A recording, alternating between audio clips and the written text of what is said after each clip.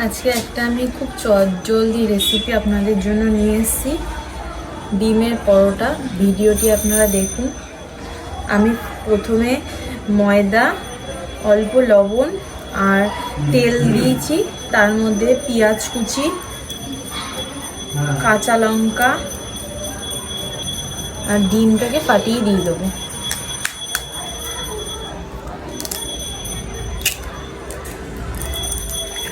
এবার এটাকে ভালো করে আমি মেখে নেব। এবার আমি পরোটা ভেজে নিচ্ছি।